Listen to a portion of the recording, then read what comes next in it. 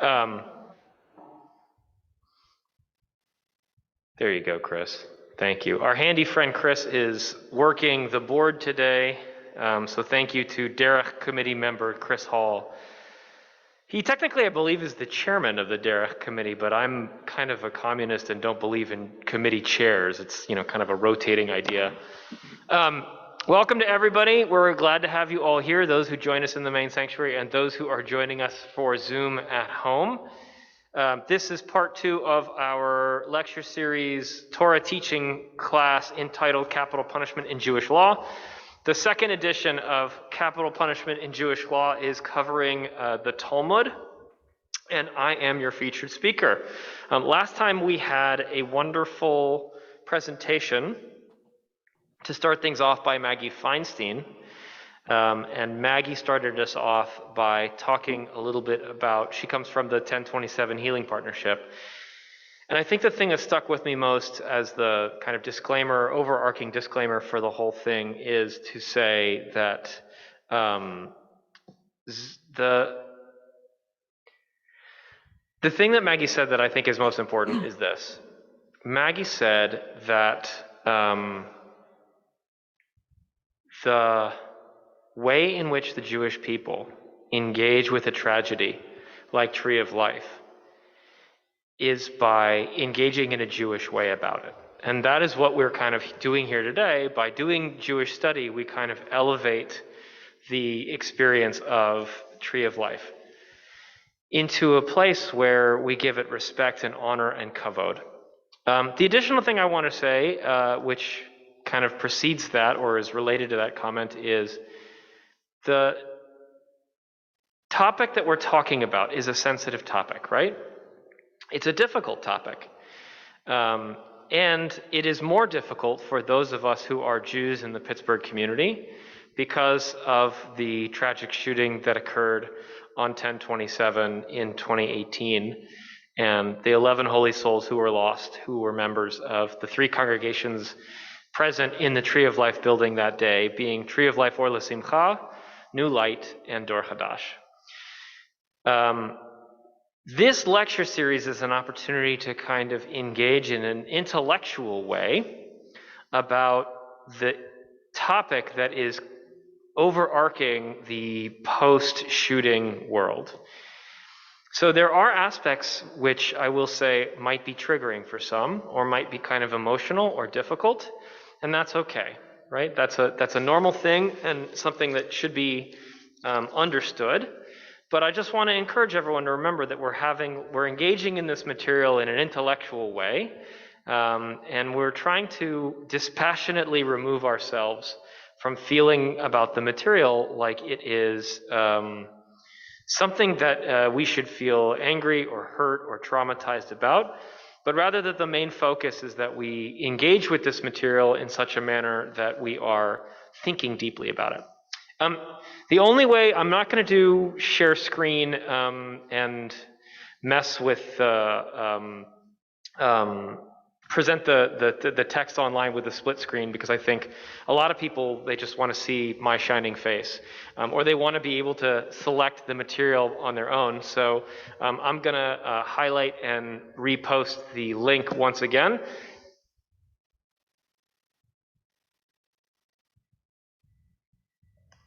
One of the challenges of Zoom is that every new person who joins into the Zoom can't see anything in a chat. Most of you at this stage in the pandemic are Zoom experts, and you already knew that. You didn't need me to tell you. So these are the sources. We're going to be going through them one at a time. If you are in the main sanctuary, I have them up on the bima, so come grab one from me. I'm going to make you do exercise. I know. Everyone's like, ugh, Rabbi Goodman, why don't you just hand it out? And that's because if I walk away from the podium, I feel like people online will freak out that nobody's there, and then they'll float away.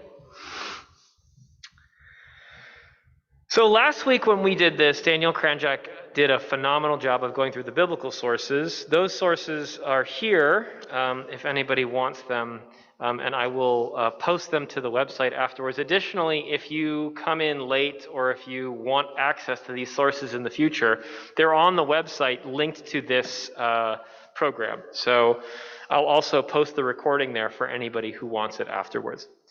We're going to be going through these sources. Last week when Danielle presented for us, she gave us a little bit of time, about 20 minutes, to learn together. We're not going to do that in here. I'm just going to read through the way things are going to work is this. I'm going to read through the source. I would call upon people in the room, but I'm not entirely sure that everyone, as I've learned in my Zoom teaching mode, some people are doing their laundry or taking a walk with the dog and they can't be called upon. So I'll do all the heavy lifting for you all. I'll read the source and then I'll discuss it a little bit. And if you have a question, just raise your hand in the chat. You can also send your question directly in the chat to whoever you see in the chat. You should be able to send it to our moderator, Chris Hall, and Chris can go to the microphone next to him and ask questions.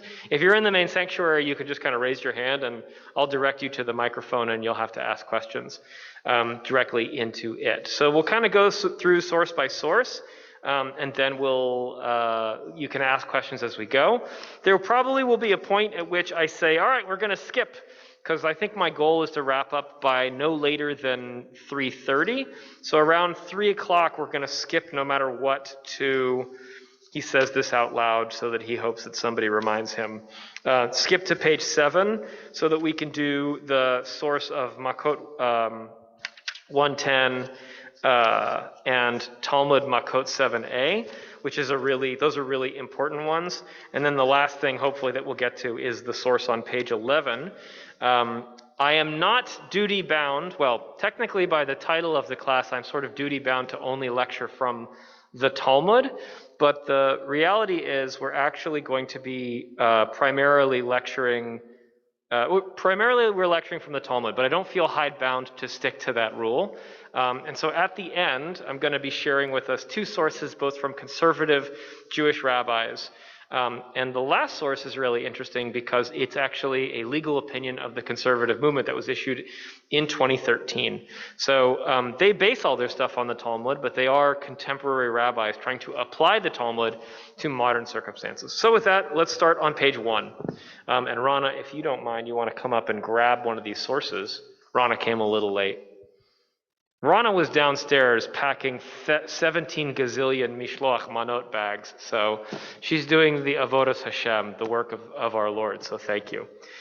Page 1. The first section I entitled The Evidentiary Standard, which says 2 witnesses witnessing the same crime that issued a warning. So before we begin, we basically have to pull a verse from the Torah in order for any of this to make sense. And the Torah says the following. Al pi shnaim edim o shlosha edim yamut hamet lo yumat al pi eid echad. So the translation, at the mouth of 2 witnesses or 3 witnesses shall he who is to die be executed. And I cut and pasted that translation from lower down. Those who are astute Hebrew readers, Alva, Marilyn, Ilanit, will notice that I've accidentally cut off the back end, which is lo yamut al pi eid echad. You shall not execute someone on the testimony of 1 witness. And that doesn't clarify that much, but the beginning does do a really nice job of kind of clarifying all this stuff and basically saying what should be done here. So 2 witnesses would make a lot of sense, right? Clearly you need 2 witnesses because 1 witness, there's no corroboration to it. The interesting line that we're not going to spend too much time on is why would the Torah say 2 witnesses or 3 witnesses, right? If you have 2 witnesses, don't you automatically have 3 witnesses? So very quickly, the rabbis discount this line by basically clarifying that 2 is not the only number that could testify, right? If 3 witnesses came, the rabbis would not be able to say in a criminal case, I'm sorry, there are 3 of you and not 2 of you, and therefore you cannot be heard. Kind of absurd, but it's what the rabbis say. They also add that you can have up to 100 witnesses in a capital case. 1 witness, which they say at the end, is not good enough. Okay? So let's unpack a little bit about that and figure out, what are the rules behind having 2 witnesses for a capital crime. Now we're going to get to what are the capital crimes in a little bit, so hold that idea. I thought we would start with kind of the scene of the crime, if you will, by asking the question, what if the people were there? So we'll read through this Mishnah. The Mishnah is the earlier period of the Talmud. The composers of the Mishnah, the writers of the Mishnah, kind of composed their thoughts orally between 30 before the Common Era and 200 of the Common Era. Their laws were shared by being memorized. And then they, in the year 200, probably because of the violence that took place in Israel and the death of a lot of rabbis, they decided to write down what used to be called the oral law. Okay, so the text says the following. In a case where there were two witnesses observing an individual violating a capital transgression from this window in a house, and two observing him from that window in a house, meaning there are two different witnesses observing two different things, and one person was forewarning the transgressor in the middle between the two sets of witnesses, meaning there is a third person there, the halacha depends on the circumstances. In a situation where some of the witnesses observing from the two windows see each other, the testimony of all these witnesses constitutes one testimony. But if they do not see each other, the testimony of these witnesses constitutes two independent testimonies. All right, you might be starting off by saying, oh my God, the Talmud is very confusing. Yes, it is. Let me clarify it very simply for you, okay? We're talking about a case in which individuals are witnessing a murder. We're going to leave murder as the paradigmatic case, just because it's actually easier to deal with. We will get to the fact that there are 36 different transgressions that one could be witnessing in order to bring a capital case before the Sanhedrin. However, several of them are sexual in nature, and I prefer not to have a long-winded conversation here in the main sanctuary about multiple people witnessing sexual licentiousness for semi-obvious reasons, or maybe not, I'm not sure. Kidnapping, additionally, would be another one of those. That's an additionally complicated case to kind of deal with. Blaspheming, practicing sorcery, or violating the Sabbath are other versions of this, interestingly enough, but we'll get there. So we're talking about a case where there's two witnesses kind of here in the window. If you're listening online, I'm holding up two little bunny fingers upside down. And there are potentially two witnesses over here, maybe in another house looking through a window.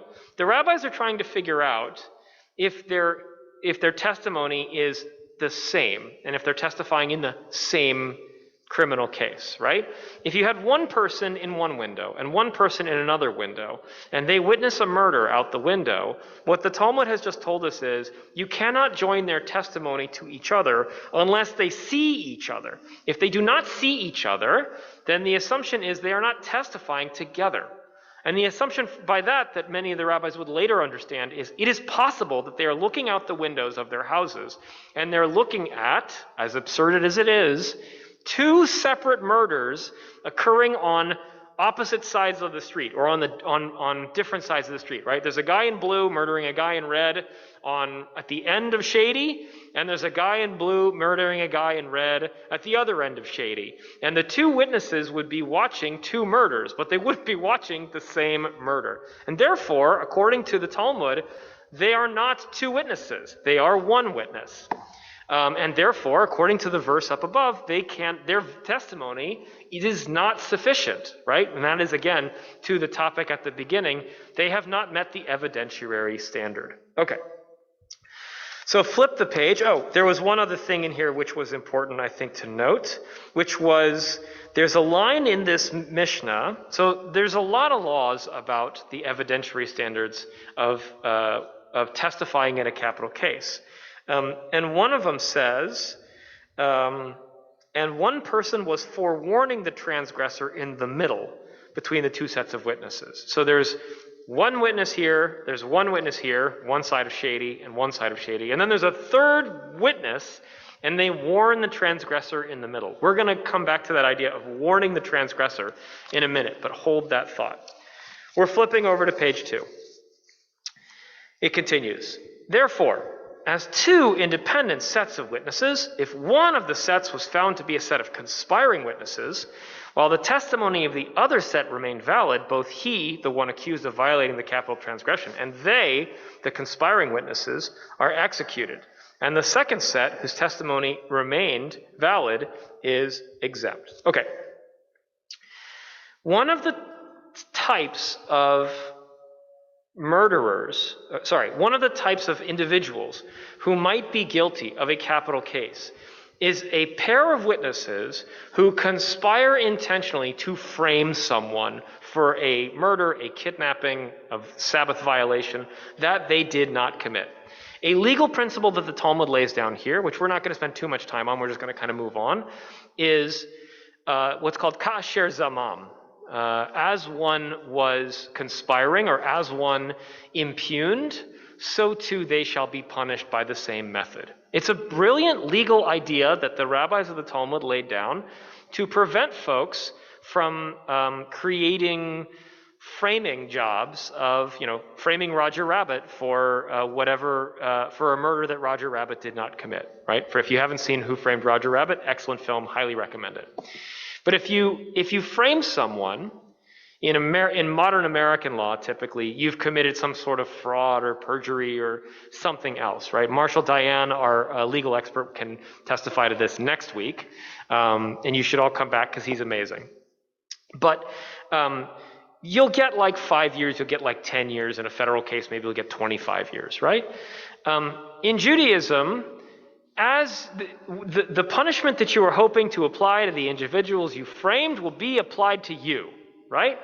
If you try to frame someone for a car theft and the punishment was 7 to 10 in Leavenworth, if you tried to frame somebody for that car theft, you're getting 7 to 10 in Leavenworth, okay? You try to frame someone for a capital case and they're going to get executed, well, you're going to get executed, right? And the same applies when trying to do the same to witnesses by lying about witnesses in such a way that they might get off. So let's say I'm a murderer, right? And I know that there's 2 witnesses who've come before me, and the 2 witnesses say, we saw you kill so-and-so at the Baskin-Robbins on the corner of Shady and Forbes at 2 o'clock on Sunday afternoon. And 2 other people come, let's say it's 2 Sundays ago, so that I actually could have done it, right? 2 other people come who I pay, quietly, and I pay them to show up and say, actually, we saw Rabbi Goodman at Temple Beth, Shmuel at 2 o'clock on Sunday on that day that you said. There's no way he could have committed that murder. Right? When it comes out later on that those 2 people, I paid them, and they impugned the honesty of the first 2 witnesses who testified that I committed a murder, not only am I getting the death penalty, but the 2 witnesses I paid off for their fake testimony, they also are going to get the death penalty. So there's this incredibly complicated and very well thought out rabbinic system to make sure that if you're going to testify in court, you better be honest. Because if you're going to lie, you're going to get the punishment that was going to the criminal, right? So I just want to add one more thing. The system, as we're already seeing it develop, is completely created to protect the rights of a potentially innocent person. And the idea of a potentially innocent person is really, really important, right? Innocent till proven guilty is going to be utilized in rabbinic law kind of to its farthest extent. All right, let's keep going. There's a little bit more on the top of page 2 that we didn't get to. There's the underlined piece is where I left off because it's really interesting. Rabbi Yossi says, transgressors are never executed unless his 2 witnesses are the ones forewarning him. So that's actually a disagreement with the thing before, which said that we need 1 forewarner and 2 witnesses. Now we have a statement that says, transgressors are never executed until his 2 witnesses are the ones forewarning him. And this is usually when you have a divergent view, a singular voice that's named in the Talmud. It's either an objection or it's a minority opinion. Here, this is actually going to be considered kind of a binding principle that the rabbis will run with forever. And the binding principle is really important. The binding principle, whether it's by 1 witness or 2 witnesses, here's the way a case has to work. If I am at the corner by Baskin-Robbins on Shady and Forbes, and I'm about to commit a murder, and there are 2 witnesses standing in front of the Dunkin' Donuts. None of these organizations gave me a sponsorship, by the way, but I feel like I should get a free donut out of this.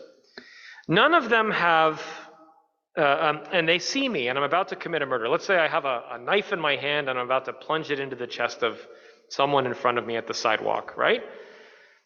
They must stop and say to me, Mr. Goodman, do you realize that you are about to commit murder? And in the event of successfully committing murder against this person at the sidewalk, the punishment for murder is the death penalty according to rabbinic law.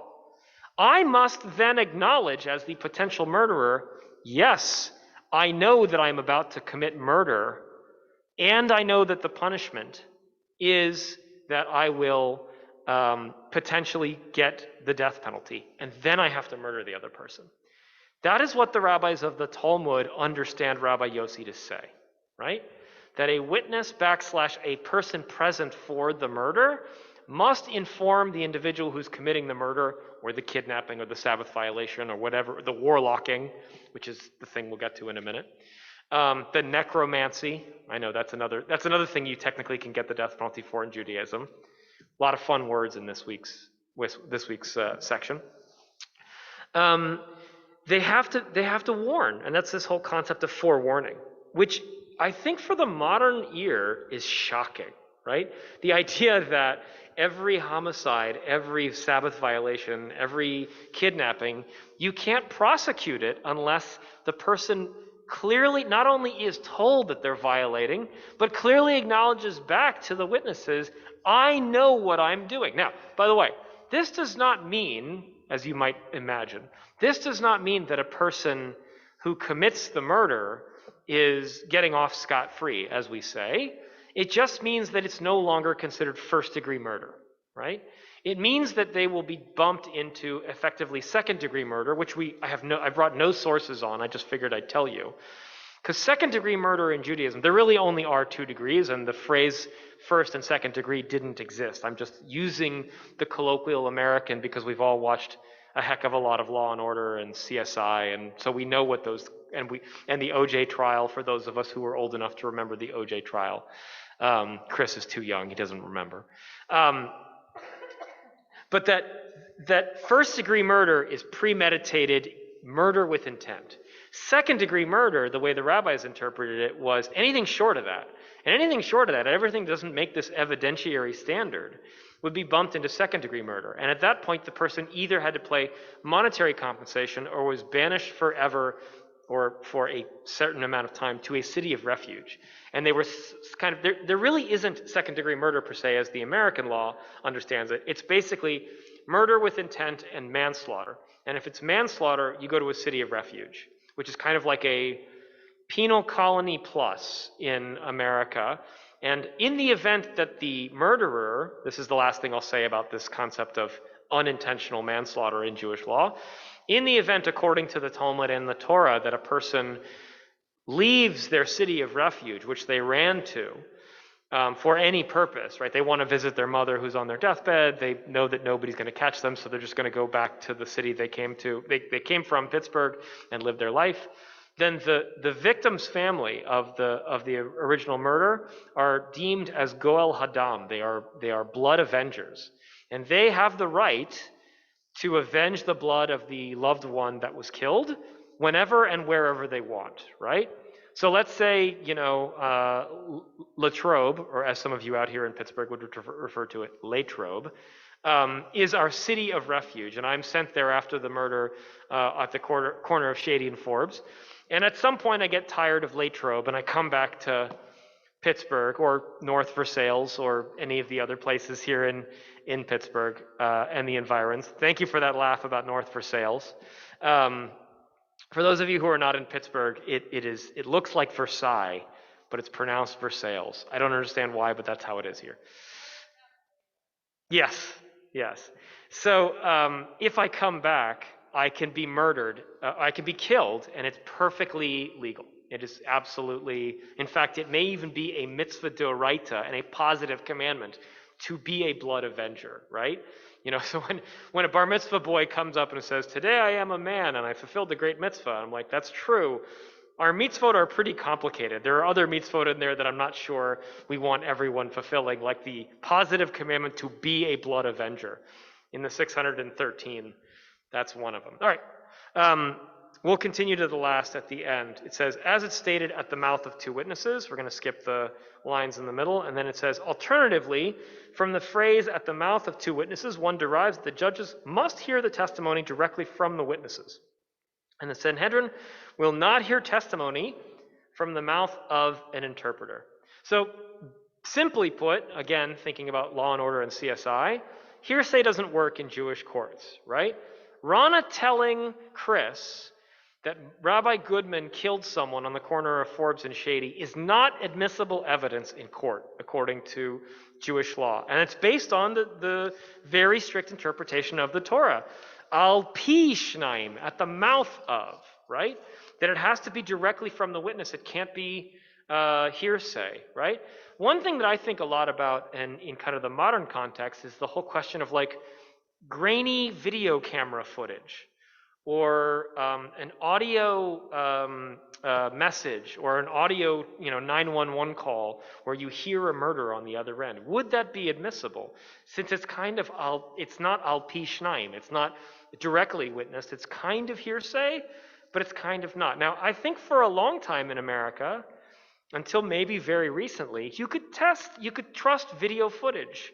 But we're moving into the phase where video and audio footage can be manipulated to almost show anything. And anybody who's been faked out online by an internet deepfake, which have promulgated more so since the last election, will know what I'm talking about. We're moving into a phase where we're not entirely sure that video evidence is as convincing as possible. I personally think that video evidence in a murder case would stand for as a witness, but that is me kind of pontificating. All right, we're in the middle of page 2. If anyone has a question, now's a good time to either throw it into the chat or raise their hand about the evidentiary standard. We're going to move from there on to proof of intent. Any questions?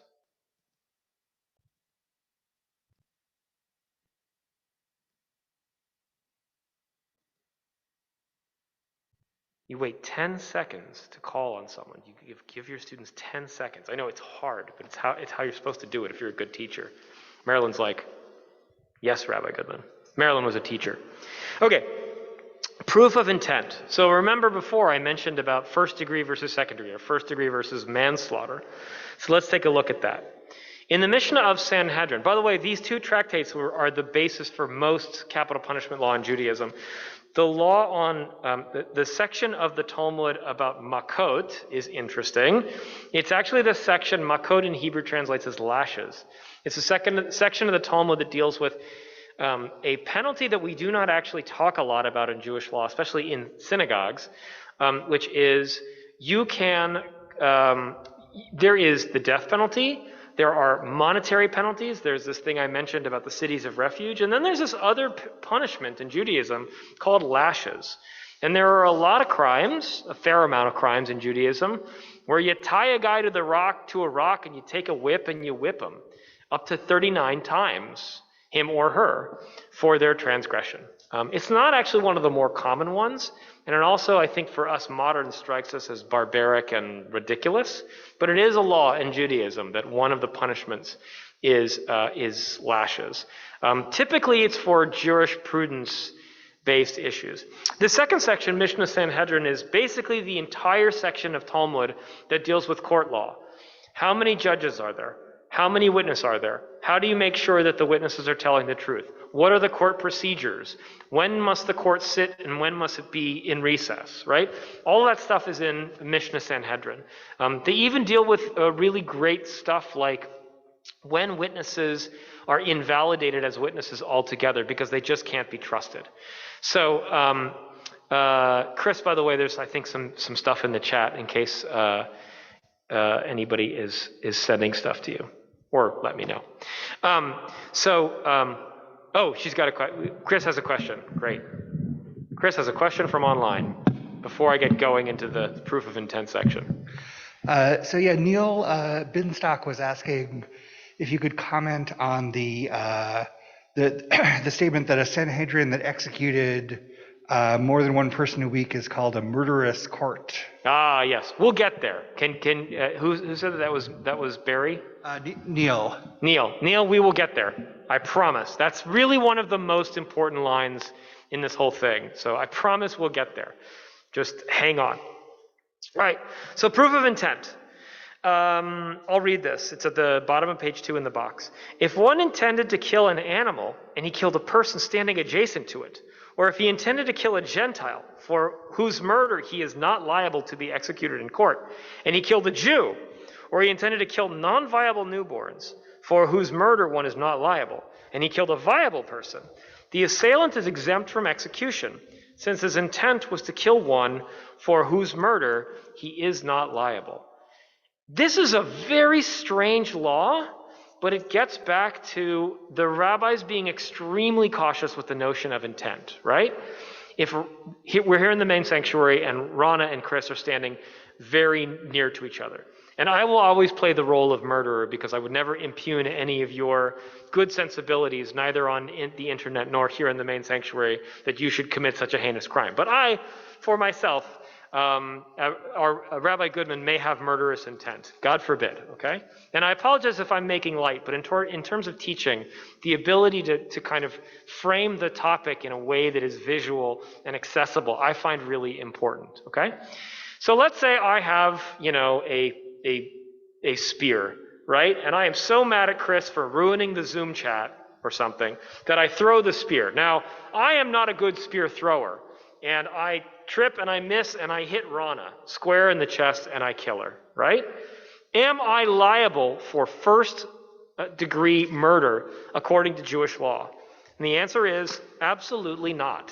Because Mishnah Sanhedrin 9:2 says, if you try to kill one person and you kill a different person, you are not liable because you did not have intent to murder that person. I tried to kill Chris. I didn't try to kill Rana, and therefore I am not guilty of killing Rana for first-degree murder, right? Remember, I am still guilty of manslaughter in this case, and I might still be banished to a city of refuge forever.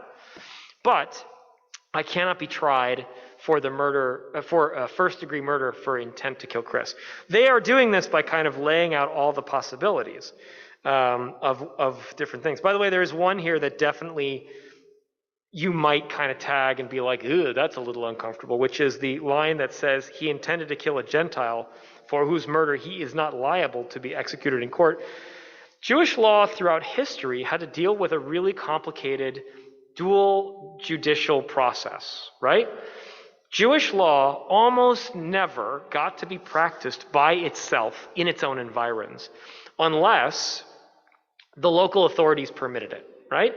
So when this law is written down, the rabbis are talking in a time period when the Romans ruled over Israel. And so they had to kind of scrape and beg to allow the Romans to try their own cases. In the event that the case didn't go before Roman authorities, or didn't go before Jewish authorities and rather went before Roman authorities, that was a kind of a loss for the Jewish community. That was a challenge, right? And later on, this would play out in medieval Europe as well. Generally, the Jews could run their own courts, but once a Jew killed a non-Jew, it was going to the local bishop, and that person was going to die, right? That Jew who committed a murder of a non-Jew, they were going to get the death penalty. If they didn't do it, they were probably going to get the death penalty, right? Because such was anti-Semitism in Europe. The same probably applied under Roman law, basically. So when they're talking about, or intended to kill a Gentile, the main kind of focus that we're focusing on is Jewish law applies within the Jewish community when it is allowed to have its own jurisprudence process. Once a Jew kills a non-Jew, it is almost certainly going to go to another tribunal, which is far and above beyond the Jews. So they probably said that knowing if he intended to kill a Gentile, boy, you got a whole bunch of other problems, right? You got way bigger problems than the Sanhedrin, okay? We're back on page 3 in the middle, and I'll just continue. Rabbi Shimon says, even if one intended to kill this one and he killed that one, although he would be liable for killing either, he is exempt, because one is executed only if his action completely corresponded with his intent. All right. Let's keep going. This is really one of the more important sources that we're going to go through today. Probably one of the more famous texts in all of Talmud.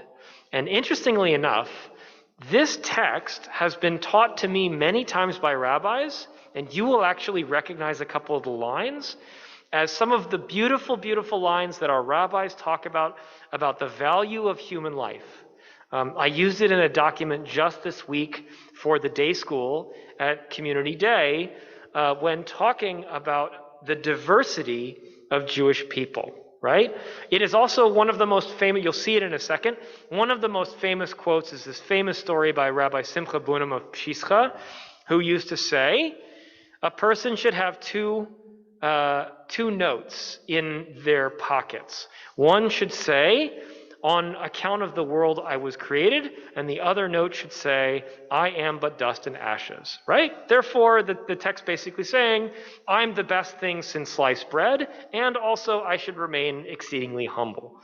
All of that comes from this little piece of the Mishnah, which mostly we cut out the beginning because it's not interesting. But the beginning is, for this class, exactly where we want to start. So here it goes, bottom of page 3. How does the court intimidate the witnesses in giving testimony for cases of capital law? Okay, so what's the question that's being asked? Imagine that you're at the courtroom, and in American law, the person takes the witness stand and puts their hand on a Bible and says, "You swear to tell the truth, the whole truth, and nothing but the truth. So help me God." I do. You may be seated. Right? That's it. They're done. They're good. What we're about to read is the rabbinic equivalent of that in a capital case, which is that every witness is supposedly given this speech before they take the witness stand. And it is, for those of you who are kind of holding on to see what happens at the end because you're really interested, it is a fascinating question. It is a fascinating statement. Okay? Here's what they do.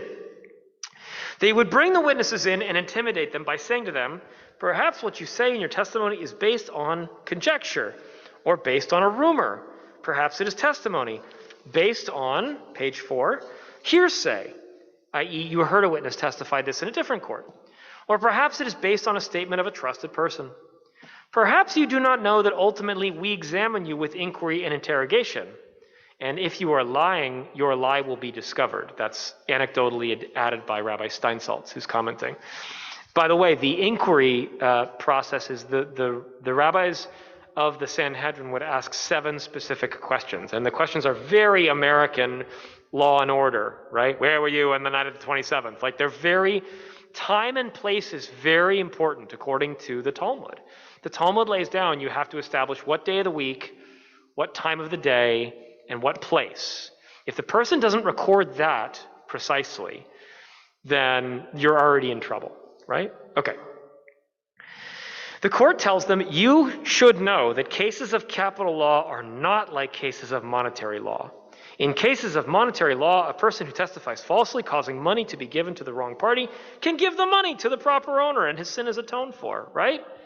If I testify Rana stole my car, now I'm picking on Rana.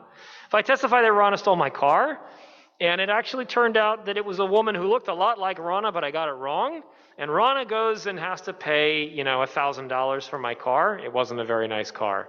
And Rana has to pay $1,000 for my car, and a judge comes 6 months later and says, actually, we caught another guy, or another woman, and the woman admitted to 3 crimes, including the stealing of your car. Not only that, we found your car in the lot exactly where he said. I can go to Rana and say, I am so sorry. Here's $1,000 back, and here's $500 for your trouble, right? Because that's what happens in a monetary case. Can give the money to the proper owner, and the sin is atoned for. In cases of capital law, if one testifies falsely, the blood of the accused and the blood of his offspring that he did not merit to produce are ascribed to the witness's testimony until eternity.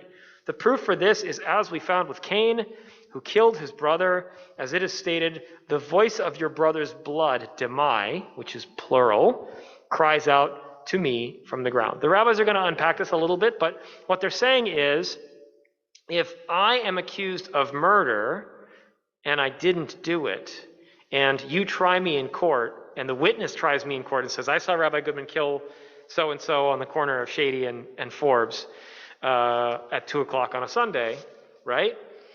If it turns out that you were lying, or if it turns out that you were mistaken as the witness, right? You didn't see Rabbi Goodman, you saw someone who looks a lot like Rabbi Goodman, and they execute me.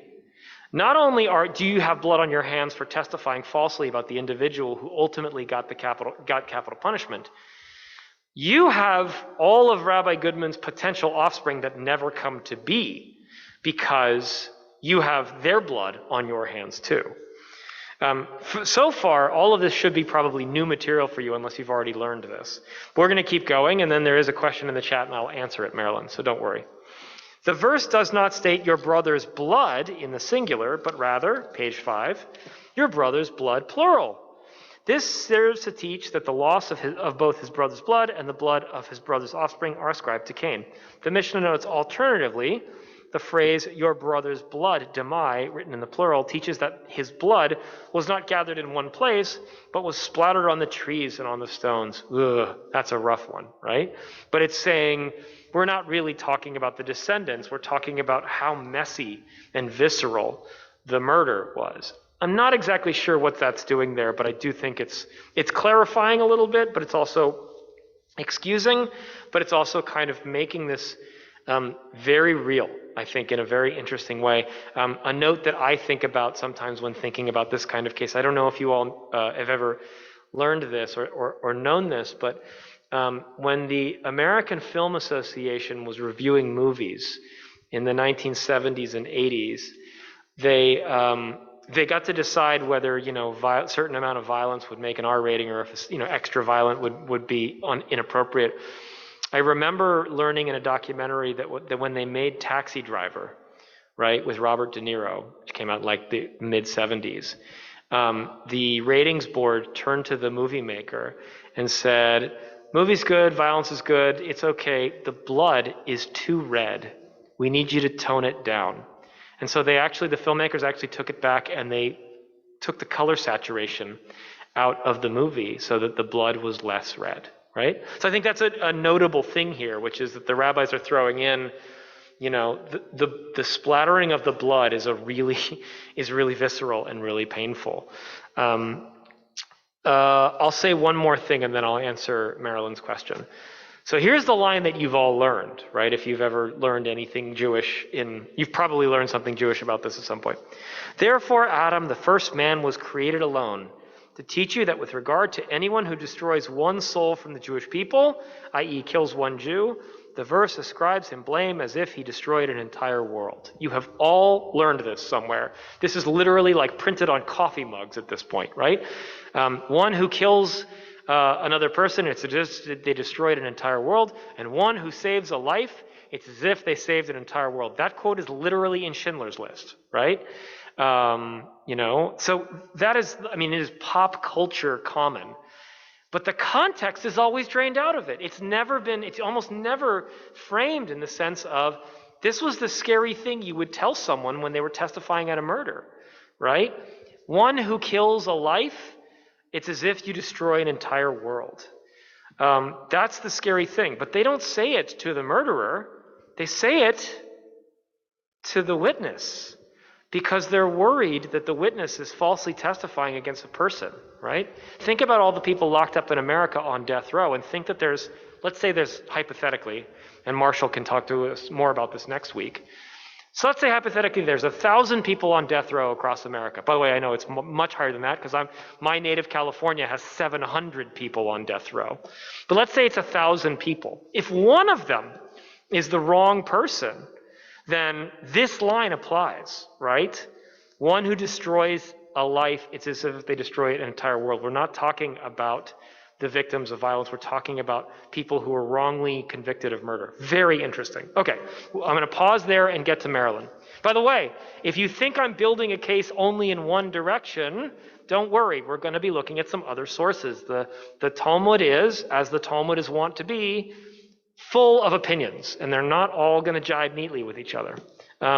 Marilyn says the following: how do they justify the fact that this all begins with an intent to murder?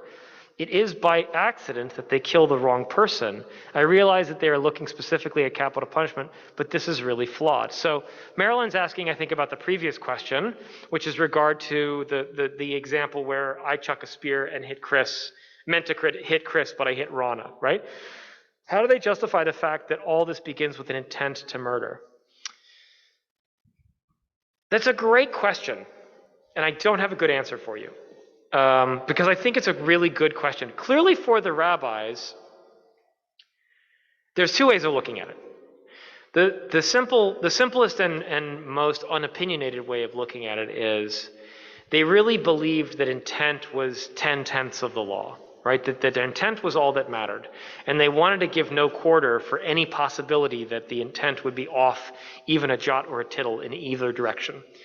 The other way to interpret it is the way that most contemporary rabbis that I have learned from the 20th and 21st century understand all of rabbinic jurisprudence on capital punishment. Okay, this is spoiler alert if you get all the way to page 11, or if you're ignoring me completely to read through the sources, which, by the way, I've been a teacher for 20 years. I know that some of the students are just reading through the sources, and I think that's great, by the way. I think that's wonderful. But most contemporary rabbis understand that the rabbinic sources did not like capital punishment and threw up as many roadblocks as they possibly could. So that is a possible answer, Marilyn, which is the rabbis knew that me throwing a spear and hitting Rana when I instead meant to hit Chris, it is an equally egregious act, right? When you intend to, by the way, a couple of the sources that I skipped in there were a person who has a fist and they're in a bar fight or something, and they throw a punch so hard that they think they're going to knock out a grown man. But they miss, and they hit a little kid. And their punch is so hard that they kill the little kid with one punch, right? Same law applies. The same, they also say in that section, a person who throws a fist and means to hit someone in the shoulder, and they miss and they hit them in the chest and their heart stops and they die, same principle, right? If your intent is to do damage in one way and you do it in another, you are exempt from the death penalty. It seems to me that the rabbis are trying to create very, very, very high bar for the death penalty. And we'll get to a little bit of that later. So that's my answer. All right, we're leaving off, we'll finish the rest of this section.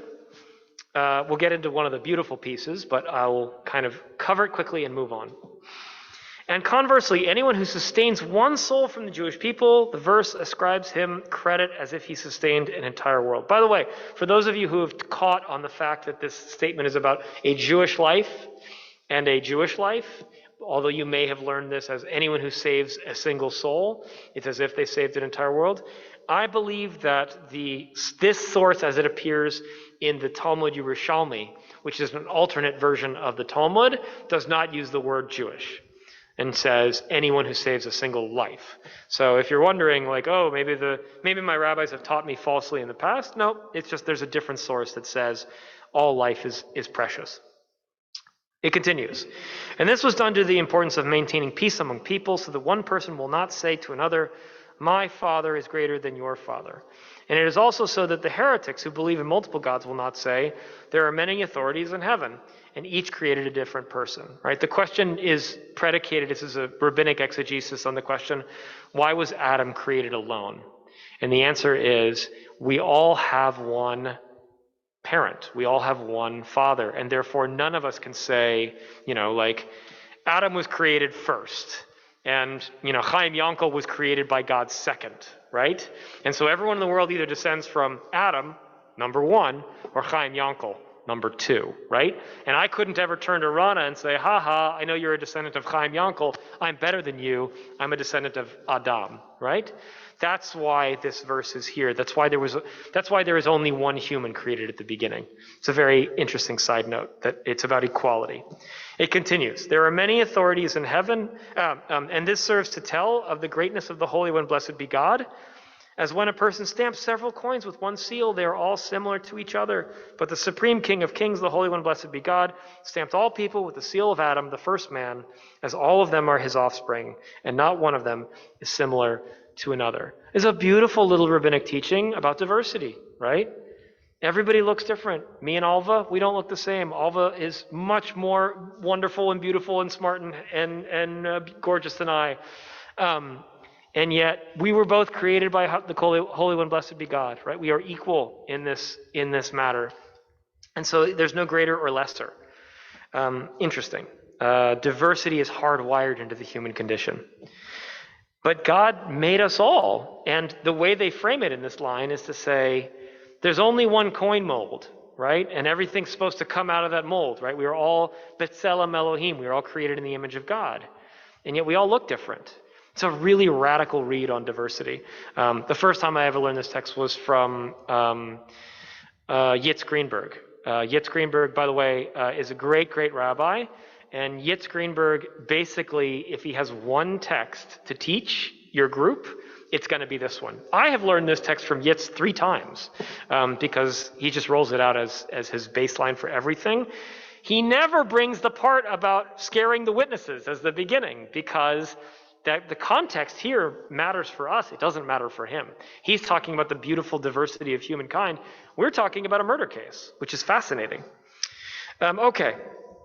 Therefore, each and every person is obligated to say, the world was created for me. I'm just going to skip the non-bolded lines for speed's sake. And perhaps you will say, why would we want this trouble? But be aware, it is not already stated. As is it not already stated? And he being a witness, whether he has been seen or known, if he does not utter it, then it shall bear his iniquity. And perhaps you will say, why would we want to be responsible for the blood of this person? But be aware, as it is not already stated, when the wicked perish, there is song. The worm just turned really dramatically if you weren't paying attention. So, usually when I've been taught this text in classes, we end with, the world was created for my sake, right? It's a beautiful ending, Rabbi. It's so beautiful, right? And to end with the witnesses at, the world was created for my sake, and we're talking about the murderer, the potential murderer, you're really scaring them. You're saying to these witnesses, you might think you saw Rabbi Goodman at the corner of Shady and Forbes committing a murder, but you might have erred. Is there any possibility in your mind you saw somebody else? Or that it didn't go down the way you thought it did? Or that he didn't intend to kill that person?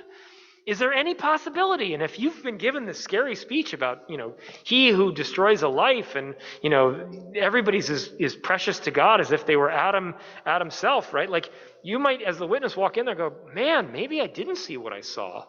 Or, wow, this is a really heavy responsibility. I don't know if I can go through with this. Then they finish off with the finish to twist it the other way, just in case you've been totally convinced. I don't want to testify in this murder case.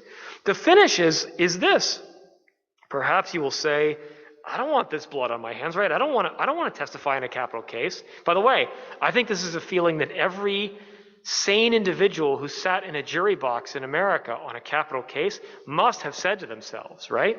The 12 jurors in the O.J. Simpson case, the 12 jurors in, every case that involves the death penalty, they got to get into that box and think to themselves, like, I have this person's life or death in my hands.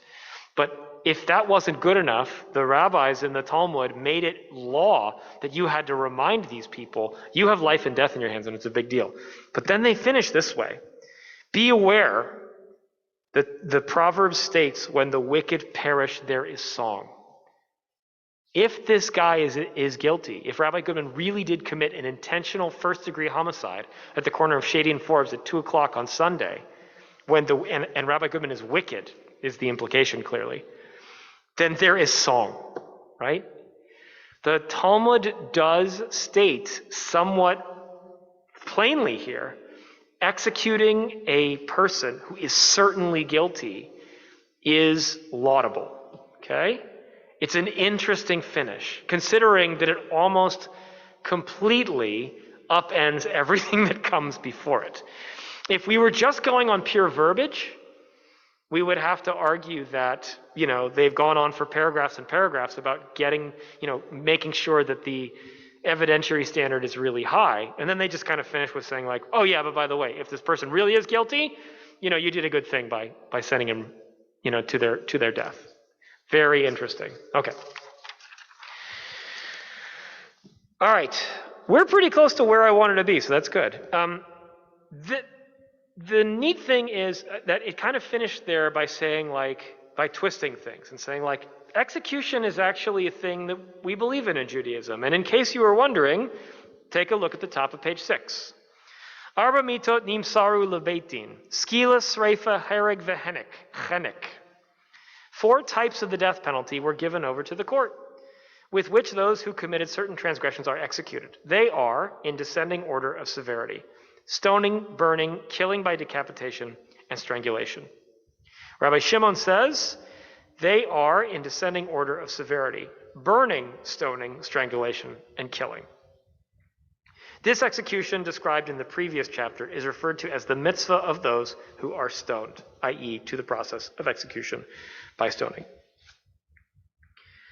The rabbis in the Mishnah lay down 4 different ways of executing people, most of which are derived biblically, and each of which is assigned to the 36 possible ways, crimes that a person might commit. So there are certain crimes that if you do X, you get stoning.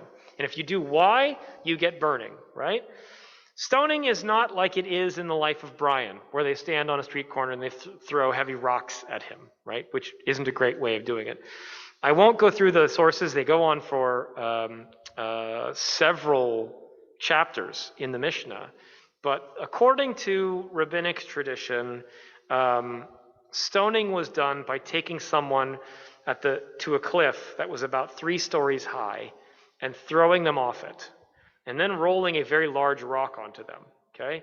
Also, for some reason, this was done while the individual was naked. I'm not entirely sure why that is. I assume that it has to do with both kind of embarrassing them, also that they should, ashes to ashes, dust to dust, go back the way they came in the original, and finally that they should maybe the clothing might catch on a branch, or billow up and help them float on the way down. So maybe those are a couple of my thoughts. I didn't have time to kind of go through that whole section of Tosafot, which is by far the hardest part of all of Talmud study. Anyways, the reason I really brought this is to say the rabbis believed in the death penalty. Because if they didn't believe in the death penalty, they would have finished by saying, the death penalty is barbaric and we're going to ban it. They don't.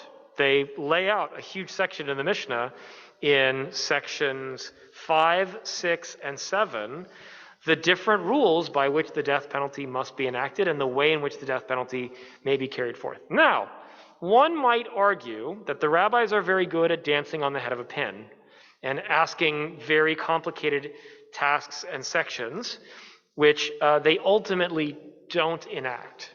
And to that, I would say you are correct, because if you turn to Mishnah Sanhedrin 8, is it Mishnah Sanhedrin 8 or is it Macho? I don't remember.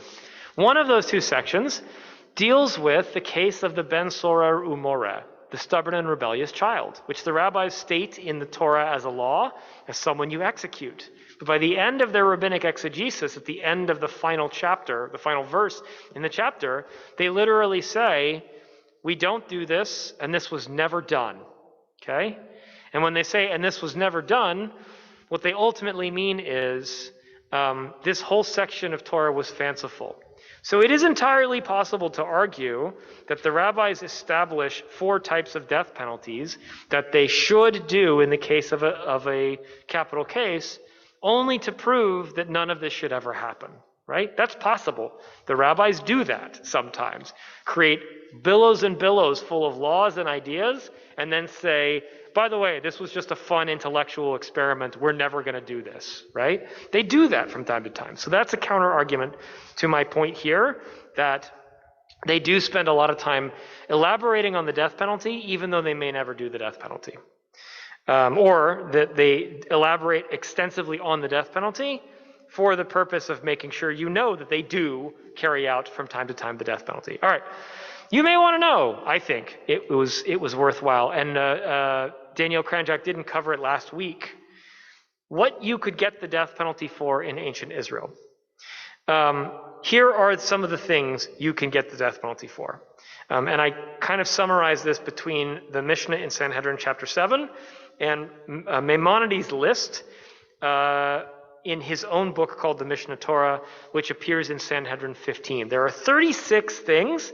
Now, if you count through these, you won't count 36 because I do a little bit of summarizing because I didn't feel necessary of going through and debating the different types of individuals that you might be having incest with, which might ultimately result in capital punishment. By the way, one of the great arguments in the Talmud is, and one of the biggest problems in all of Torah that all of you have never noticed, I hope you've never noticed, is there is a place in, I believe, Leviticus and a place in Numbers where one place it states you are permitted to have marital relations with a direct relative who is some kind of aunt of yours.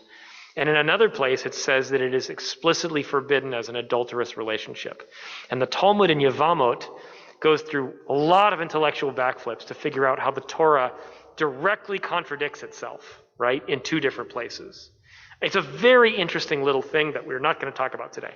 But again, it's really interesting because one thing says, yeah, this is fine. The other thing says, you can't do it and you get the death penalty for it, right? That's pretty dramatic, and one of those places where people who believe that the Bible was written by human beings and is not divine, that's one of those places they point and say, yeah, the Torah's got some real problems, right? This has got to be written by human beings.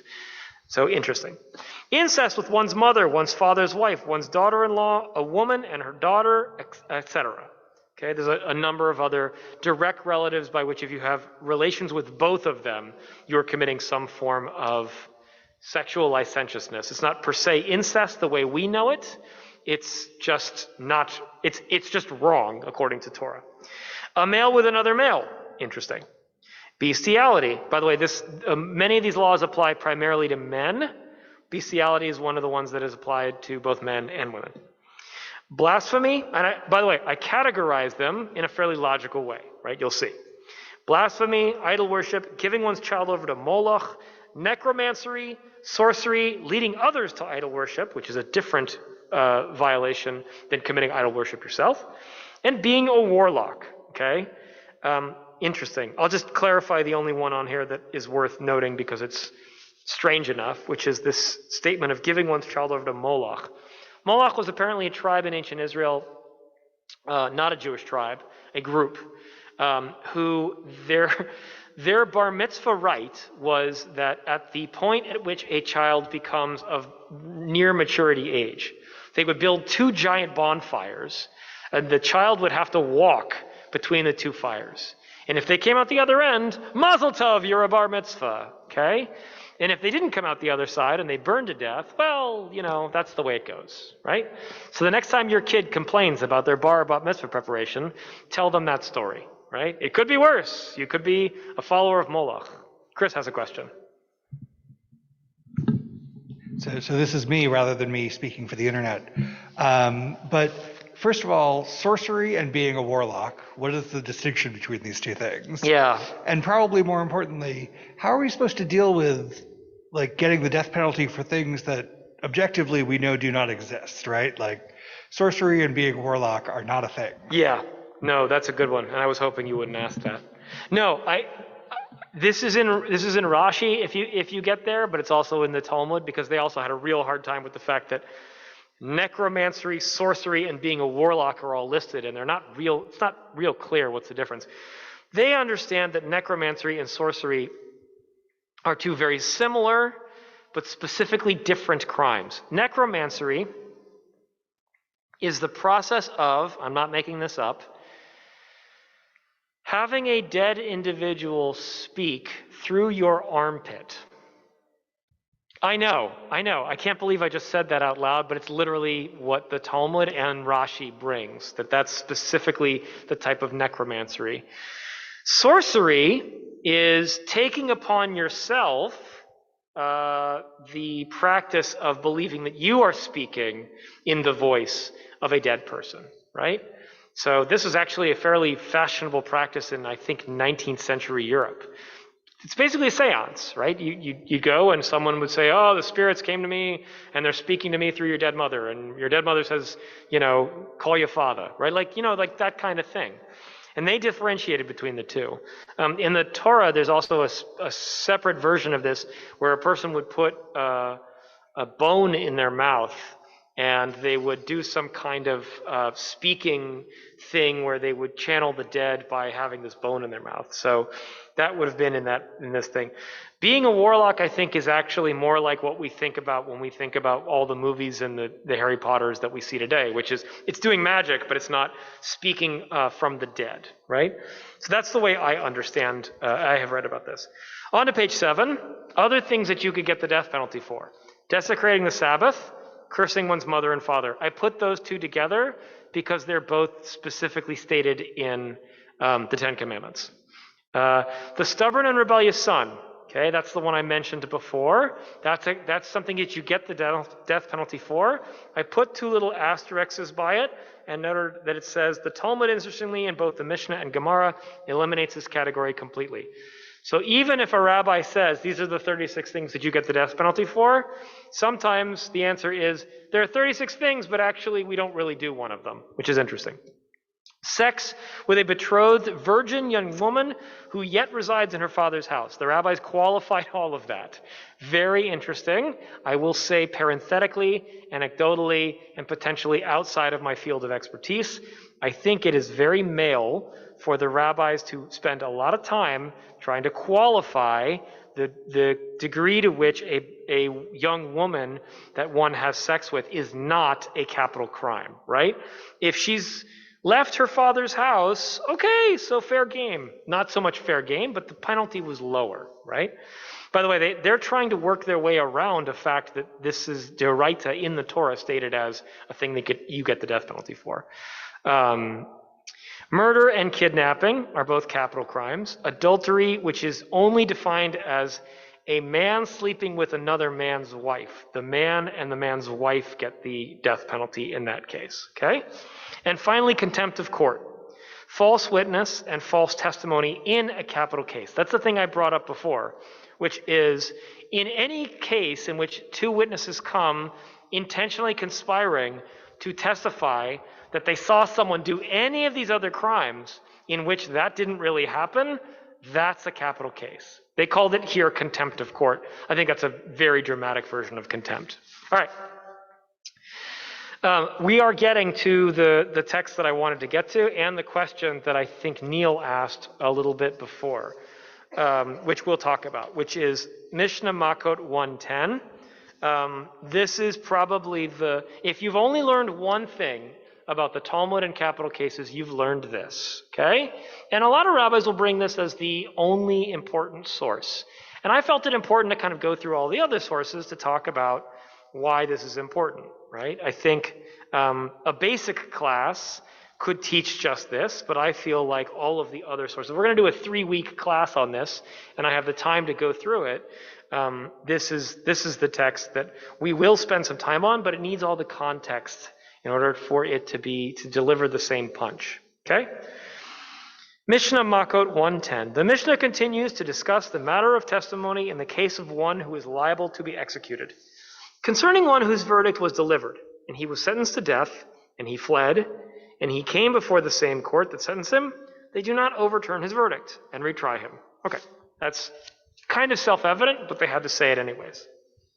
Rather, the court administers the previous verdict. Consequently, in any place where 2 witnesses will stand and say, we testified with regard to a man called so-and-so that his verdict was delivered and he was sentenced to death in the court of so-and-so, page 8, and so-and-so were his witnesses, that person shall be executed. So one of the things that we learn very quickly from this, it's a notable thing, is there was a time gap between when you were sentenced and when you were executed. It took a little bit of time to arrange the execution. You had to find the executioner, you had to transport the person, right, and all of that. And there was the potential that in the time between when a person is sentenced to death and when the death penalty was carried out, they would run away. And if they ran to another city and they got caught and dragged before the court, they might say, I don't know what you're talking about, Your Honor. I have no knowledge of any proceedings in Tiberias. Here we are in Yavne, right? I've never been tried for a crime before. The process has just been laid out for how this court in Yavne could institute the penalty that was applied in Tiberias. And the thing that is most importantly said here is no double jeopardy, right? You don't try them all over again. You don't have another court case because you're in a new jurisdiction. You just render the verdict of the previous court here, right? You'd say, we two witnesses testify that we know this person was tried, sentenced to death in this other court, and then this court here is obligated to institute it. That's interesting, but it's not the main reason I brought it. I just wanted to make sure we all got all the text. The Mishnah continues. The mitzvah to establish a Sanhedrin with the authority to administer capital punishments is in effect both in Eretz Yisrael and outside Eretz Yisrael. So for the person who says capital crimes can only be tried, the only piece, so we're dealing with jurisdiction, right? Capital crimes can only be tried at the Sanhedrin or in the time at which the state of Israel, Eretz Yisrael, is adjudicating matters of law. That is not so. A Sanhedrin can be established anywhere inside or outside the land of Israel.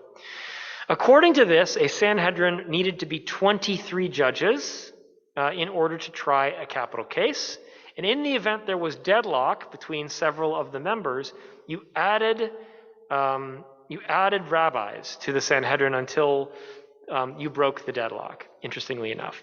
Additionally, another law that's really interesting, which we're not going to spend a lot of time on, but it does get to the thing I said before in the answer to Marilyn's question of why are the rabbis kind of doing all these backflips about intent. The rabbis declare in another place in the Talmud that if 23 rabbis of the court all agree that this person needs to be put to death, they walk away free. Or at least they don't get the death penalty, they get tried in the other case. If they all agree, if it's unanimous, they walk. Why? The assumption is, you're all going to laugh, 23 rabbis could never agree about anything, right? And that's kind of true in the sense that there are rabbis who are just going to disagree very strongly. By the way, this whole principle that 3 rabbis at least try all Jewish cases and 23 rabbis deal with a capital case is very interesting in the sense of its opposite nature to the American system, right? The American system says you will be tried by a jury of your peers. You will not be tried by 23 legal experts. Today, in the land of Israel, in the state of Israel, they don't have jury trial. They have this system, basically. In Israel, you are a judge, and you will go for a criminal or civil proceeding before 3, 5, 7, or 9 judges, okay? If it's a capital case, or they don't have capital cases in Israel anymore, although Macho will probably talk about that next week a little bit. In a criminal case, dealing with a murder, you'll go before 9 judges, but they're not a jury of your peers. I was living in Colorado a few years ago, and Colorado had a system at some point where there were certain trials that were carried out for a brief period of time, for about 10 years, where it was just you and the judge, and they were criminal cases. I don't remember what the deal was. I don't remember what the reason was. And the whole case went before the Supreme Court, saying the Constitution demands that I have a trial by my peers. And all of those cases in Colorado that had been judged by judges alone without a jury were thrown out, and they all had to be redone. I'm not an expert on this, but I remember it happening. I believe they were, if I'm not mistaken, they were criminal cases. They may have even been death penalty cases. It was an interesting thing, but Jewish law is really uncomfortable with juries. The reason I bring this up in the case of the unanimity issue is an American jury has to be unanimous, right? If 11 people think in the jury box X, and there's one lone man or woman who says nope, then as long as that person's sticking to it, it's quote unquote a hung jury, and they would have to retry the entire case. In Judaism, we think that's insane, right? Jewish law thinks that everyone agreeing makes no sense and is completely unlikely.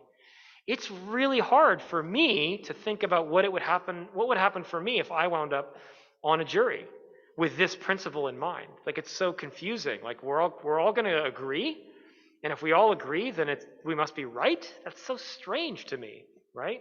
It feels to me like everything in Judaism comes out of a little bit of disagreement, right? I wrote an op-ed in the paper last week, and I saw a letter in the paper disagreeing with me, and I was like, good, right? If you write an op-ed and no one disagrees with you, you wasted your time. You should be disagreed with. Anyways, but in jury cases, it's a little more complicated. All right. I am here and I am going off. We continue in the box in the middle of 8. The Mishnah continues. The mitzvah to establish a Sanhedrin with the authority, yada, yada, yada. I read that already. A Sanhedrin that executes a transgressor once in 7 years is characterized as a destructive tribunal. Mechabalin. It's the word for destructive. Since the Sanhedrin would subject the testimony to exacting scrutiny, and that's why we did all the texts before this, Marilyn, the ones about the spear and all the things, right? It was extremely rare for a defendant to be executed. This is a really interesting statement. We'll keep going so that we get the rest of it. Rabbi Elazar ben Azariah says this categorization applies to a Sanhedrin that executes a transgressor every 70 years. Rabbi Tarfon and Rabbi Akiva say, if we had been members of the Sanhedrin, I'll explain that in a second, we would have conducted trials in a manner whereby no person would ever have been executed. We're going to stop there for a second before we get to the last line. The rabbis lay down in this sentence a statement that is generally considered the book on capital punishment. And that's why, Marilyn, I was explaining the thing. I was holding back on explaining the thing, which is we read most of the rabbis' understanding of capital punishment through this sentence about the 7 years and the 70 years. And had we been on the Sanhedrin, we would have never executed anyone at all. Meaning, execution, according to this text in the Talmud, was exceedingly rare because the evidentiary and proof standards that were applied were so high, it was really, really difficult to do, right? The example in modern Israel is similar in that the state of Israel has only, to my knowledge, executed one criminal in their history. Some of you know this, probably, which is that they abducted Adolf Eichmann, brought him from hiding in Argentina where he was pretending to be somebody else. There have been multiple movies on this, so I can't recommend any of them in particular because I haven't seen most of them. They abducted him, they gave him a fair trial, and at the end of the trial, they decided they were going to execute him, and he was put to death. This was, I think, in 1963 or something like that. And what we learn from this experience, the way I'm pulling it out in this class, is it's the exception that proves the rule. The state of Israel's understanding based on Jewish law about capital punishment is that it should be exceedingly rare. And, ironically or coincidentally, the state of Israel is 76 years old and they've only executed one person. 73 years old? I'm not good at math. Oh, Ron was born in 1948. Is that okay that I said that online? Good. So every 70 years so far, and they haven't executed anybody else. But their understanding is the evidentiary requirement is so high that you would have to absolutely be, everything gets subjected to a huge amount of scrutiny, okay? 1 in 7, 1 in 70, the Talmud will actually pull that apart in a second, the Gemara, because we're looking at the Mishnah right now. I know, we haven't finished. There's this quick statement here about Rabbi Tarfon and Rabbi Akiva. Rabbi Tarfon and Rabbi Akiva, it says, had we been in the Sanhedrin. It's an interesting phrase. We're not entirely sure what we mean there. It could be one of two things. Thing one is the Sanhedrin was a standing body of 71. It was a lot like the Supreme Court today in America, in which you don't get onto the Supreme Court unless there's a vacancy, right? The funny thing about that is rabbis in America today and around the world are called rabbi when they finish rabbinical school and someone stamps a thing on their thing, right? I don't have to wait for a rabbi to die to get into being a rabbi. That's not how it was in the Talmud. Everyone with the name rabbi back in Talmudic era had to wait until there was a spot on the court. Otherwise, they didn't get called rabbi. So that might be what Tarfon and Akiva are saying. Like, we weren't there yet because we couldn't squeeze on to the 71. There wasn't a vacancy at the time. The other possibility is that Tarfon and Akiva are rabbis who lived in the time of the Bar Kokhba revolt, meaning they lived in the years roughly like 120 of the Common Era to 135. And by the way, we know when Tarfon and Akiva died because they died at the end of the Bar Kokhba rebellion, and we read every year at high holidays in the martyrology of their deaths. And those deaths occurred at the end of the revolt, which was 135. By the way, they were executed. Interesting. They were executed for rebelling against the Roman government, not one of the 36 crimes here. But it could be, interestingly enough, that Jewish thinking about execution may be a reflection of the fact that throughout our history, we have been executed many, many times for quote-unquote crimes, right? Our reticence to using jurisprudence and jurisprudence for purposes of violence might be a direct reflection on the fact that jurisprudence has been used to justify violence against us for centuries. Just a thought. Finally, so they said, had we ever been members of the Sanhedrin, it might be that in the time that they were talking, there wasn't a Sanhedrin like there was in Jerusalem during the time that the temple stood. And they may be saying like, we're not really on the Sanhedrin because we're in the time after the temple was destroyed and when the Sanhedrin was destroyed. Could be that. We're not really sure. It could go either way. Finally, there's this really important final line. It's, again, another twist of the narrative in the other direction. Rabban Shimon ben Gamliel says, in adopting that approach, they too would increase the number of murderers among the Jewish people. The death penalty would lose its deterrent value, as all potential murderers would know that no one is ever executed. So, Rabban Shimon ben Gamliel is not objecting to the principle of execution at all, altogether. He's not objecting to the statement about the 7 and the 70. He's objecting to Rabbi Tarfon and Rabbi Akiva's abolitionist statement that execution and capital punishment should be abolished completely. Okay? He thinks that capital punishment, the death penalty, is a deterrent. That is very interesting. And I think Marshall's going to spend some time on this next week because we talked about it last week. But the idea that the death penalty is a deterrent is one that is worthy of exploration on a broader level by all of us individually for the next week and in our own kind of thinking and reading and writing, right?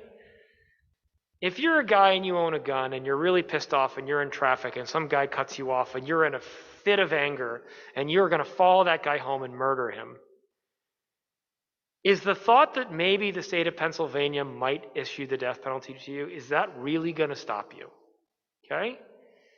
Or, conversely, is the thought going to pop into your head, I could get life in prison, but I'm not going to get the death penalty, so I will go out and follow this guy home and murder him, right? Is that going to realistically pop into your head? That question is on the table. Now, I will say, Rabban Shimon ben Gamliel lays it out as a certitude. He thinks that the death penalty is a deterrent. I will add, the way that the Talmud works, which is really notable here, is an unattributed statement in the Talmud is kind of the voice of the Talmud itself, the omniscient narrator, which is kind of laying itself out there as law, right? Every attributed statement in the Talmud is generally understood as either an objection or an addendum, right? Like a thing that you're not obliged to. So we understand that Tarfon and Akiva's position of abolition is potentially an addendum, right? Some rabbis were abolitionists when it regards the death penalty. And of course, Rabban Shimon ben Gamliel's position is also an addendum. It is not taken categorically as the only statement in Talmud. That this is, because he is, by the way, he's Rabban, you might have noticed. The phrase Rabban means that he is the president, the Nasi of the Sanhedrin, which you might think carries more weight, right? He's the presiding rabbi, he's the most important. Not really, you know. Rabbis do not really, I joke as a rabbi myself, rabbis often joke, I often joke, that Catholic priests, when they enter the priesthood, they take vows of chastity, poverty, and obedience. Rabbis do not take vows of chastity, poverty, or obedience, right? Rabbis, almost to an individual, do not take vows of obedience, right? We are a pain in the butt. We are a thorn in the side of our colleagues and each other, right? Okay, we're on page 8. We have a few more minutes. I want to try and wrap up by 3:45, roughly. Any questions on this section right here that we've already done? I keep looking this way, I look that way, I look this way, I look that way. Camera 1, camera 2. Great, okay. We're at the bottom of page 8. We're going to do the Gemara on Makot 7a. Most people never do this. They're very short. I just thought that, if I'm going to teach a class on the Talmud on this, we should look at it. They don't do a lot here. They don't do a whole lot. This is the end of the first parak of Makot. They finish, they move on, they go into the second parak. Very interesting. The Mishnah teaches, a Sanhedrin that executes once in 7 years is described as a destructive tribunal. Rabbi Elazar ben Azariah says, this categorization applies to a Sanhedrin that executes once in every 70 years. A dilemma was raised before the sages. Is Rabbi Elazar ben Azariah saying that a Sanhedrin that executes 1 in 70 rather than 7 years is as a destructive tribunal? Or perhaps he's saying that standard conduct is for a Sanhedrin to execute once in every 70 years, and only if it executes more than one person during that period is it characterized as destructive. This is a bit angel's dance on a head of a pin, right? Are we saying 1 in every 70, or are we saying 2 in every 70 is destructive, right? 1 is okay, but 2, you guys are murderers, man. You guys are wild. The Gemara concludes with the Hebrew word teku. A teku is, in modern Israel, when 2 soccer teams play to a 0-0 draw. In the Talmud, it is a tie. So the dilemma shall stand unresolved. It keeps going. The Mishnah teaches that Rabbi Tarfon and Rabbi Akiva say, if we had been members of the Sanhedrin, we would have conducted the trials in a manner where no person would ever have been executed. The Gemara asks, how would they have acted to spare the accused from execution if witnesses testified that he intentionally committed murder? It's a great question, right? What does it mean that Tarfon and Akiva are abolitionists? Does it mean that they were obstinate? Does it mean that they would fly in the face of direct testimony that would show that a person was certainly committing murder, right? Talmud is confusing and difficult for moderns because Americans grow up with 3 branches of our system, right? The executive, the legislative, and the judicial. The Talmud doesn't have any of them. The Talmud has a rabbinic body that functions as a de facto executive because the kingship is gone. So the head rabbi is also the main intercessor with the Romans, so he's the main political voice. They are the legislative body because they lay down all the laws in the Talmud, and they're the judicial body because they're also on the court, right? In fact, some of the court decisions they just write into law backwards, as if the Supreme Court got to kind of like write laws when they were irritated, which some of you might argue they are currently doing. And we could have a whole long conversation about what's going on in the Supreme Court today that would probably get me in trouble. But we will not do that. Okay. So the question is, how do they do this, right? How did Rabbi Tarfon and Rabbi Akiva, who were rabbis who sat on courts and very well may have had to have adjudicated matters regarding capital crimes, how would they have dealt with that? We don't have their testimony as to what they literally did. We don't have a case that they literally did. What instead we have is this statement that they wouldn't have executed anybody ever. And the very logical question is, well, how do you get away with that, right? How do you're at a court, and this is a little bit right on our topic, right? A little bit on our hearts and our minds as Pittsburghers and as Jews, right? You got a guy who you feel fairly certain is the right guy who definitely committed the murder. How do you say that that person shouldn't get the death penalty in a case where the Torah and the laws very clearly state it? It's interesting, okay? It continues.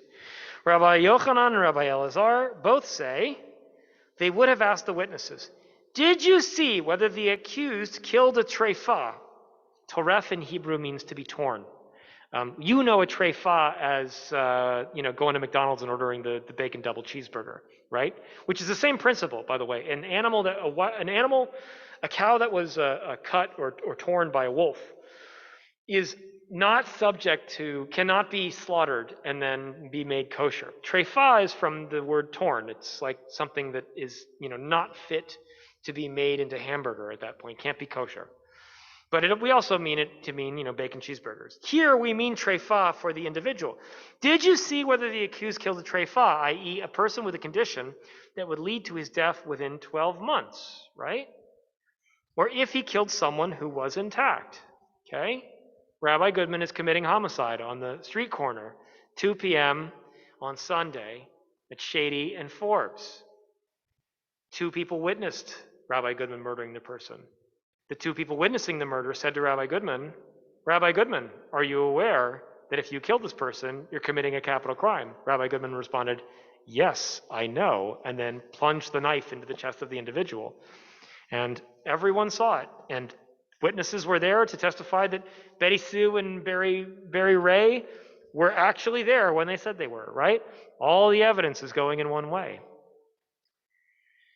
The question is asked, did Rabbi Goodman stop to ask the individual who he was murdering, is it possible that you have terminal cancer and will be dying within the next year?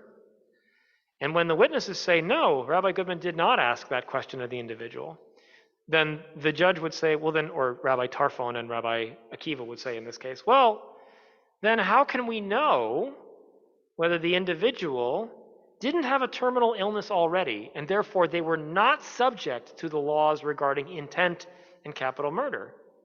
And the response would be, we don't know.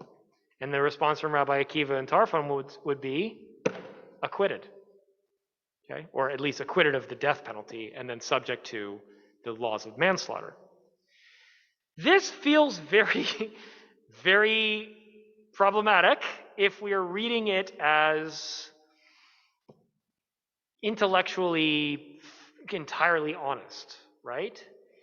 And I think we have to not read it as entirely face value, right? The rabbis were not necessarily suggesting that they really believed that terminal illness, that this person should have been asked about a terminal illness before the murder. I think we can reasonably deduce from this section that the rabbis had an area of law in which they could exploit to say, we are opposed to the death penalty, we don't think it should be enacted, and we're going to use our power to acquit this individual and give them life in a city of refuge instead, right? You may not agree with that, but that's the way they understood it. It's very interesting, okay? We're going to get an addendum at the end of this class that'll show a little bit how that might relate to modern American jurisprudence, at least the way conservative rabbis understand it. Since no witness can be certain with regard to a victim's physical condition, they would invalidate any testimony to a murder. That's Steinsaltz's conclusion to this. Fascinating. All right. Any questions? It looks like Marilyn has a statement, and I'll read that. No, don't read it. Okay. Chris, did you get any other questions? We're almost done, so we'll wrap up in the next 10 minutes if you're wondering. Turn to page 10. Page 10 is a really wonderful summary by a rabbi far smarter than me on this matter. Rabbi Ben-Zion Boxer is an author of many books, was a chairman of and member in good standing of what is known as the Committee on Jewish Law and Standards. The Committee on Jewish Law and Standards is my highest goal in life, right? This is the group that I want to be, this is the club that I do want to be a part of someday. I don't know if it's ever going to happen. When you are a conservative rabbi, there is a committee of about 25 rabbis, who meet in New York City 4 times a year and adjudicate matters of law before them, before the law committee. For instance, at the beginning of the pandemic, conservative synagogues couldn't run video in their main sanctuary on Shabbat, but then we were all in a pandemic. And the Committee on Jewish Law and Standards brought up a law and agreed to it that said during the pandemic, we may video stream or Zoom services, even though it uses electricity on Shabbat, right? The law committee decided that we needed to be able to have community during the time of quarantine. Now, the Orthodox didn't believe that they could use electricity for any purposes, and they didn't allow this. I will somewhat opinionatedly state that I think led to the Orthodox community feeling great pressure to get back to services in person as soon as they could, so they could say Kaddish, so they could say Minyan, all those things. And some of those decisions ultimately resulted in increased spread of the virus. You know, that is just the decision that they made, and they made their decisions based on their law. We made our decisions based on ours. Rabbi Ben-Zion Boxer was asked in the law committee to write an opinion regarding an upcoming review in American law as to whether the death penalty should be, I'm not sure if in 1960 if they were doing away with the death penalty or restarting the death penalty. I don't recall. Marshall, do you remember? You would know.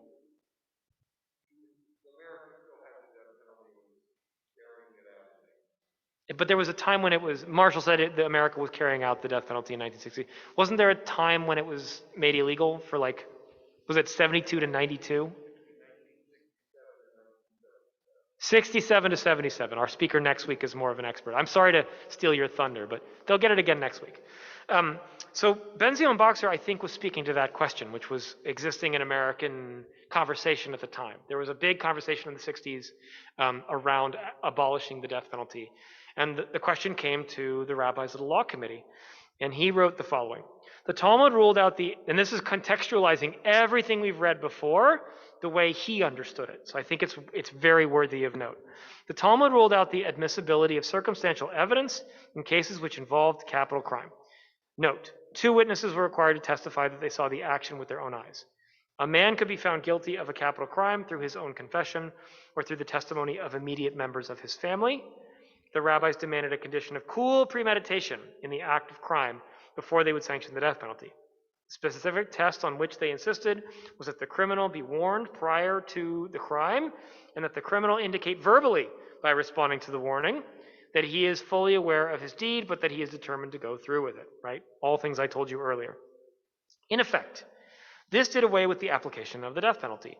The rabbis were aware of this, and they declared openly that they found capital punishment repugnant to them. Okay? So he is basically channeling his opinion of all of rabbinic tradition through the statement of Tarfon and Akiva at the end. That the death penalty is bad and wrong, and the rabbis spent all this time atom smashing the legal opinions and all of the possibilities of evidence and courts and so on in such a way that it made the death penalty impossible. He concludes in a very strong statement. There is another reason, this isn't the full conclusion, he wrote a longer opinion than this, but this is the one that I pulled. There is another reason which argues for the abolition of capital punishment. It is the fact of human fallibility. Too often we learn of people who were convicted of crimes, and only later are the facts uncovered by which their innocence is established. The doors of the jail can be opened. In such cases, we can partially undo the injustice, but the dead cannot be brought back to life. We regard all forms of capital punishment as barbaric and obsolete. For a rabbi on the law committee in 1960 to state categorically and then get a resounding approval such that it was printed in the proceedings of the Committee on Jewish Law and Standards to say we regard all forms of capital punishment as barbaric and obsolete is an exceedingly strong statement, right? An exceedingly strong statement. And Rabbi Ben-Zion Boxer is reflecting on his understanding of the Talmud and his understanding of how American law carries out the death penalty in 1960, which was clearly bad, right? There was a lot of malfeasance in the death penalty. Now, to page 11, our final text. This final text is what came up in 2013. A question went before the law committee, which any person in the conservative movement can send an opinion to their local rabbi and ask that it be forwarded on to the law committee.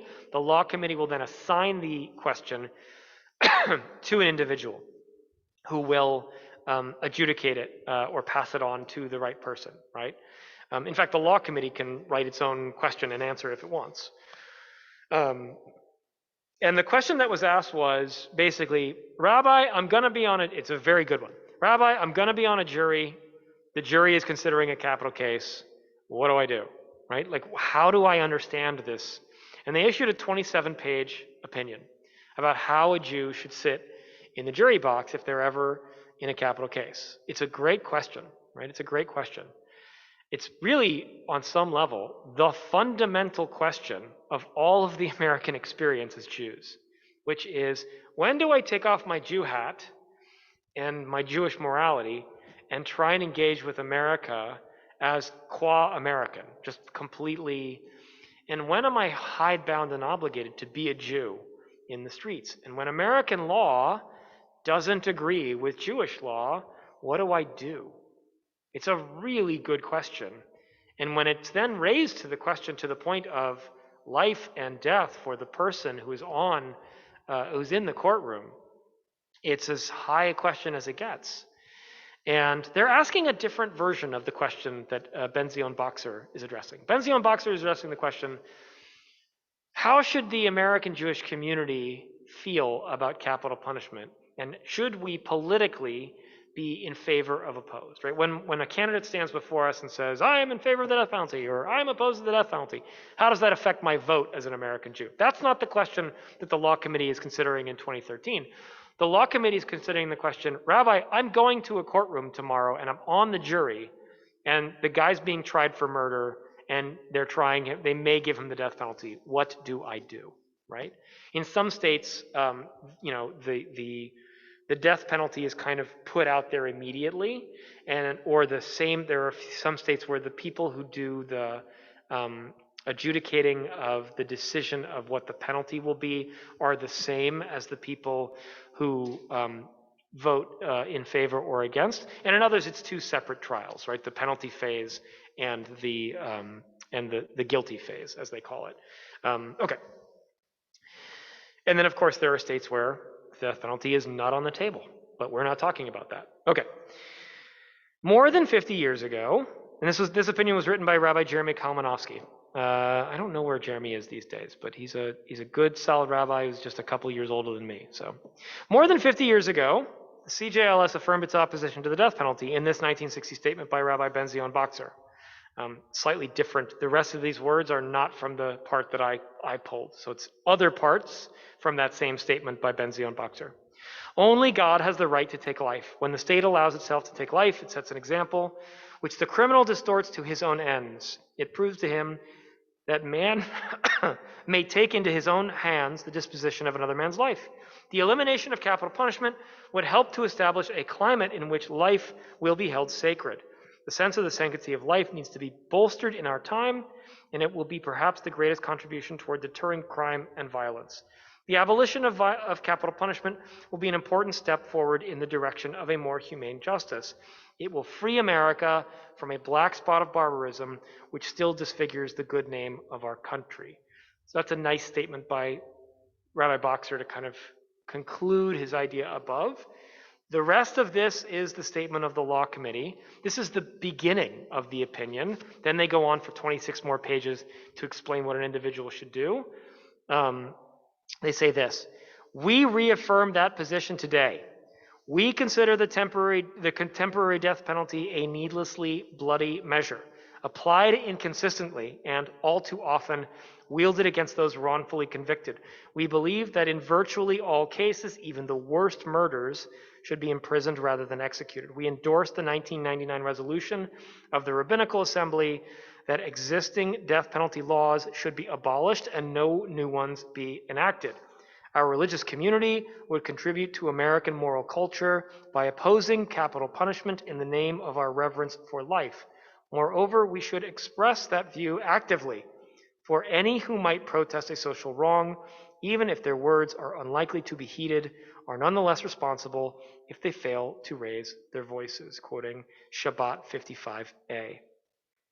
A pretty strident restatement of Rabbi Ben-Zion Boxer's position, a strident restatement of a really authoritative and powerful and important rabbi of the movement, right? Talking about the idea of precedent.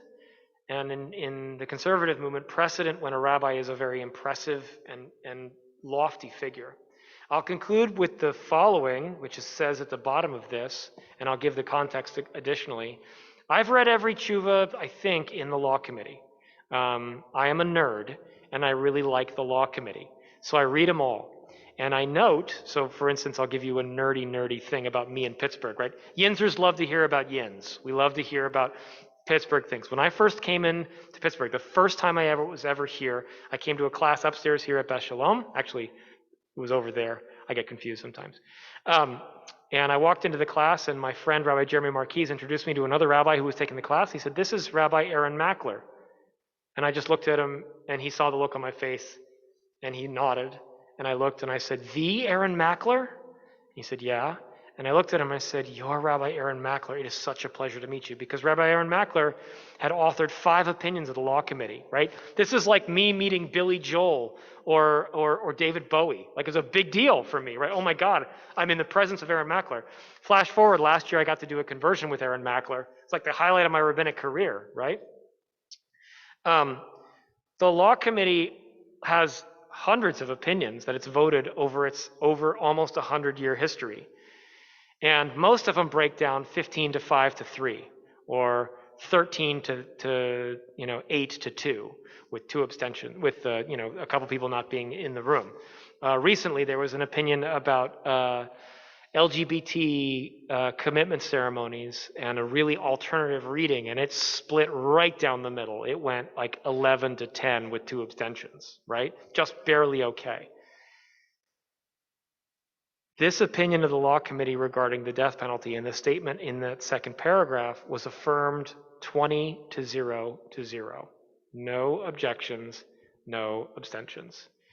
It's a pretty interesting take on where modern Judaism comes down on what the Talmud says about what we should think about the death penalty. I'll conclude there. If you have any questions, feel free to shoot them, to send them to me right now, or send them to Chris. But otherwise, I really appreciate you all taking this beautiful Sunday out. Hopefully you only missed the cloudy parts and the windy parts, and you didn't miss any of the really nice parts that'll happen from 4 o'clock on. Any questions? Feel free to send them in. I'll count to 15.